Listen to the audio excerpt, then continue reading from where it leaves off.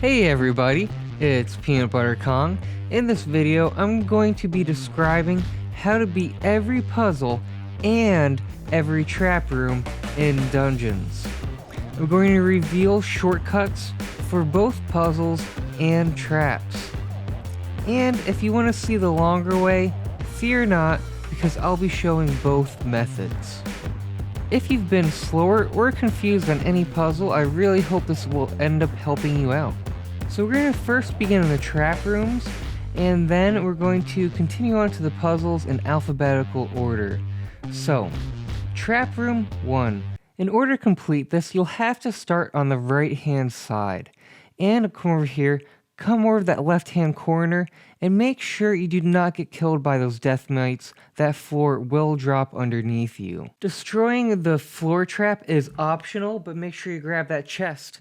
Wait for the arrows to shoot and go straight up, jumping over these flames, grabbing the chest at the end, and you're going to turn around, hop on that ledge, and hop on those wooden pillars, jumping on the first one to get onto the second one, looking up to hit that lever right there. We're going to pause right here to give a tip. If you use the rabbit potion, you can avoid any parkour potential errors and hop straight onto the second wooden pillar. We're going to drop down to that pillar, and we're going to be going over to the other side, waiting for these things to open up, running along your side, and a bat will spawn here, dropping an item. Make sure you kill it. Take out your diffuse kit and diffuse those ground traps, jumping onto this gray blocks here, waiting for the arrow to shoot, and you're going to be hopping on that lever, and make sure you do not fall down into that removing floor right there. I do want to take a moment to note, I swear I've seen one person get this from the other end of the wall. I personally don't get how that makes any sense. I haven't figured it out myself, but it might be potentially possible. If this person wasn't hacking, who knows? The bottom of the other side of it doesn't really look accessible. And I do want to note, those death mites I pointed out earlier will instantly kill you, so make sure you don't hit them. Another fun fact is, if you have a rabbit potion, you could hop up straight on to that final lever. This is going to segue on to our second trap room, which I'm first going to show an instant way to beat this, using a stonk, hopping onto these posts, going through the cobble wall, and right-clicking that chest right there. Instantly destroy this trap room puzzle. The longer way is to jump into the middle, making sure you land on that second block to not get hit over by those arrow traps. Proceeding on upwards, make sure to run to the right once these open up. We went to the left and there's a wooden wall behind us. That wooden wall will actually be opened with one of the levers we're going to be using in this following room. Disarm the traps on the floor beneath you. And do not jump on to that wooden area. That floor is going to fall apart. You want to jump on to the stone bits, open up the chest, and do not immediately jump down. You're going to want to jump up here, go down this ladder, and flick that lever. That will open up that wooden door we pointed out earlier. If you end up falling down, don't worry, it definitely happens on this. You'll just have to continue and jump over that original part. And this time, instead of heading right on this, we're going to be heading left. Same deal, do not land on the wooden floors, they fall down. Over here, you're going to grab this end chest right there. In the first room, there's going to be a bat that you're going to have to kill. Make sure you do so. The second room has nothing in it. And the third one on the right will have another lever for you to flick. So make sure you go on, proceed downwards. Ideally, you can jump over this and not fall down again. You're going to go down to the bottom where you almost began, but now there's a wooden door that is open. You're going to jump onto these pillars and hit that final chest. And as you note, that's the same chest that you could have kind of cheated a little bit with with that stonk that I showed you at the beginning. And I'm just kind of disarming these traps here just for a little bit of fun and to show this off. Alright, that is the end of the traps, and we're going to be moving on to the puzzles in alphabetical order, beginning with the Blaze puzzle. Note, this does take a little bit more time than the others, but the way you beat this, if the chest begins off on the bottom, you're going to be killing the blazes with the lowest health first, and with the highest health last. I like to look at the first two numbers to help speed up this process. Almost all the time, you won't have to sort the blazes by that third number. So really just focus on the first two. You'll probably be able to do this a lot faster than you've been doing it before. A lot of guys struggle with this, and it's kind of unnecessary. You could always spend a little bit of extra time in here just to make sure you don't shoot them in the wrong order. That will cause you to fail the puzzle. And just open up the box at the end. For the other variant of this puzzle, the chest will begin at the top. That means you have to start with the highest health first and work your way downwards to the lowest health. I do want to point out another tip. I'm about midway up this circular staircase. So I'm not too low or too high, so you can see all the numbers the blazes have and shoot them all each individually without having to reposition. I've seen some guys start this all the way at the top or all the way at the bottom trying to shoot these blazes and figure out which is the order. That is a big mistake. Start somewhere in the middle. Again, I do think it helps just focusing on the first two letters to help sort all these blazes and make sure you get the chest here at the end. Next up is the box puzzle, and this is fairly simple. You have to get to the chest at the end, but in order to do this, you have to press these buttons, move these boxes, and create a path in order to get to that last chest. Now, I just want to point out, this is just one method to get to the chest. The much faster way to do it is take out a tree capitator, hit this block, and right-click on that chest. It'll open for you, and voila, you've completed that as well, but in a fraction of the time. Next up is the creeper puzzle, and the goal here is to get 4 beams across it. First up is the easiest. Shoot that on the bottom of the creeper and on top. Those are always there. Next, just pick up some random blocks that are going to be opposite of each other. Usually one that's on is going to be a guaranteed bet that you can cross with something on the other side.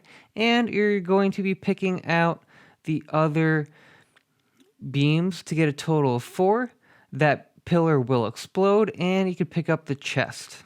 Next up is the ice puzzle. Do not step on the ice twice or else you will fail.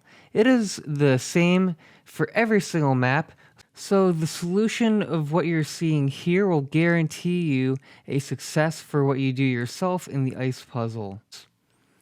And if you do fall through, don't worry, you could just start over. There's no real way to actually fail this puzzle. It might just take you a little bit longer.